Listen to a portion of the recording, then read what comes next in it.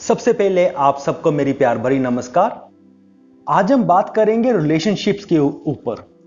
हम देखते हैं कि हमारे जीवन में हम जो भी रिश्ते नाते बनाते हैं या हमारे आसपास वाले लोग जो भी रिश्ते नाते बनाते हैं तो उनको उन रिश्तों में से खुशी कभी नहीं मिलती। हमेशा दुख ही मिलता है, निराशा ही मिलती है, धोखा ही मिलता है। ये हम देखते हैं और हमने खुद भी अपनी लाइफ में इस चीज को बहुत बार महसूस किया होगा। तो जेडू कृष्णा मूर्ति जी कहते हैं कि ऐसा क्यों होता है।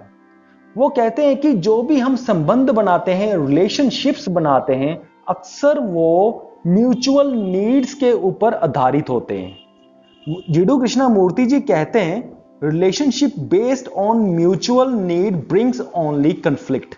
यानी कि हम जो भी रिश्ते बनाते हैं, हमें क्या होता है, हमें किसी ना किसी से कुछ चाहिए होता है। अगर हम नॉर्मल एक दोस्त भी बनाते हैं तो वो कैसे बनाते हैं, हम ये सोचते हैं कि ये बंदा मेरे इस काम आएगा, इसलिए मुझे इससे कोई दोस्ती रखनी चाहिए। ये सारी जो चीजें होती हैं ये हर रिलेशनशिप में होती हैं। यानी कि ए पर्सन को बी पर्सन से कुछ ना कुछ चाहिए होता है और बी पर्सन भी ए पर्सन का दोस्त तभी बनेगा जब इससे कुछ चाहिए होगा। तो हस्बैंड वाइफ के रिलेशनशिप्स भी इन्हीं चीजों पर आधारित होते हैं। जैसे कि आपको एक एग्जांपल के तौर पे समझाऊं, अगर कोई लड़की ब्यूटीफुल है, वो चाहेगी कि मुझे कोई एक अमीर बंदा मिल जाए जिसके पैसे से इसका मनोरंजन हो सके, और जो दूसरी तरफ से जो आदमी होता है वो चाहता है कि मुझे इसकी सुंदरता मिल जाए। ये मैंने सिर्फ एक एग्जांपल के तौर पे समझाया। तो इस रिलेशनशिप के बीच में क्या है, इसको इससे कुछ चाहिए और इसको इससे कुछ चाहिए। और जेडू कृष्णा मूर्ति जी कहते हैं कि जब कोई भी रिलेशनशिप इस चीज के ऊपर बनता है कि इसको इससे कुछ चाहिए और इसको इससे कुछ चाहिए, तो ऐसे रिलेशनशिप कभी भी कामयाब नहीं होते। ऐसे रिलेशनशिप्स में हमेशा कॉन्फ्लिक्ट, लड़ाई झगड़े, विचारों का आपस में ना मिलना और उससे रोज के छोटी मोटी क्वार्रल्स ऐसा रहता ही है।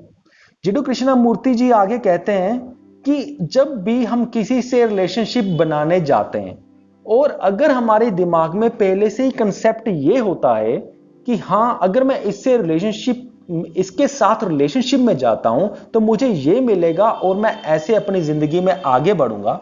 अगर ये कंसेप्ट आपके दिमाग में आता है, अगर ये चीज आपको पहले ही दिखाई दे जाती है किसी भी रिलेशनशिप में जाने के लिए, चाहे रिलेशनशिप वो कौन सा भी हो, लड़के लड़की का, लड़के का लड़के के साथ, फ्रेंड्स का, रिलेटिव्स का, कोई भी रिलेशनशिप हो, तो इससे क्या होता है कि आपको एंड में कन्फ्लिक्ट ही मिलेगा, लड़ाई ही मिलेगा, झगड़ा ही मिलेगा और खुशी कभी नहीं मिलेगी। When we use other, there is fear। और जेडू कृष्णा मूर्ति जी आगे कहते हैं कि जब हमारा संबंध यही लेन देन वाला होता है, ये तीसरा पॉइंट है, तो इस पॉइंट में क्या है कि हमें यह होता है कि अगर ये पर्सन, सपोज करो ये पर्सन ए है, ये पर्सन बी है, तो पर्सन ए को होता है, इनका पहले रिश्ता क्या है, म्यूचुअल नीड वाला। इस पर्सन को इससे कुछ चाहिए, इस पर्सन को इससे कुछ चाहिए।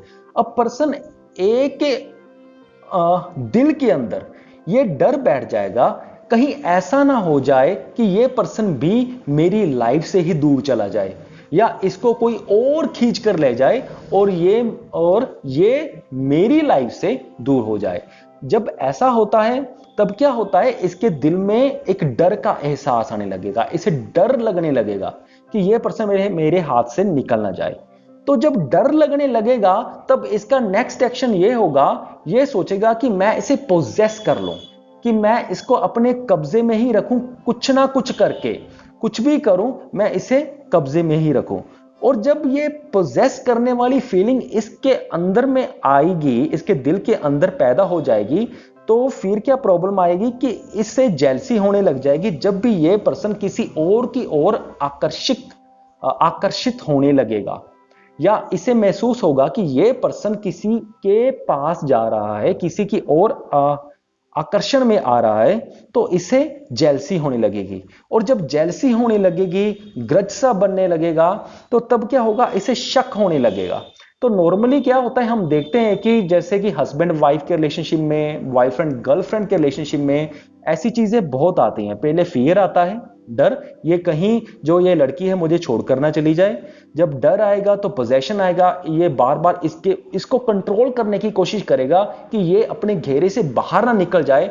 और जब ऐसा होगा तब इससे घुटन महसूस होगी, इसे लगेगा कि ये मुझे ओवर कंट्रोल कर रहा है, कि ये कौन होता है मेरी जिंदगी को कंट्रोल जो करेगा। तो इसके अंदर क्या आएगा, एक सफोकेशन की भावना आ जाएगी इस पर्सन के ऊपर।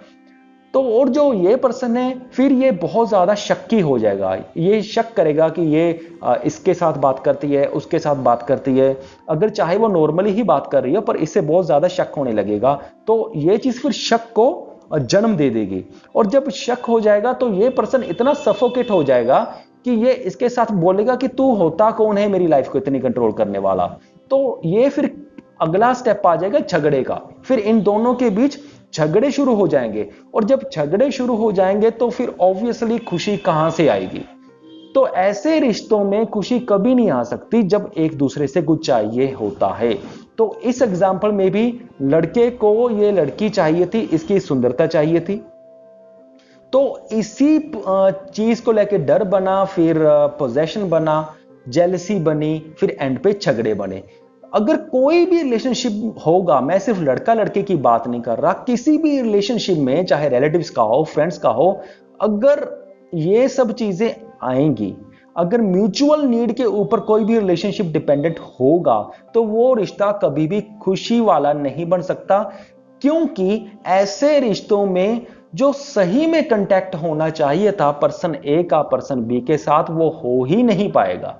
जो सही में इसके अंदर इंसान छुपा था और इसके अंदर जो सच में इंसानियत छुपी थी, उसके ऊपर वो आपस में कांटेक्ट कर ही नहीं पाएंगे, वो आपस में बात कर ही नहीं पाएंगे। ये बस ऊपर ऊपर से ही रिश्ता रह जाएगा, और इसके कारण ही ये सारी प्रॉब्लम्स आएगी।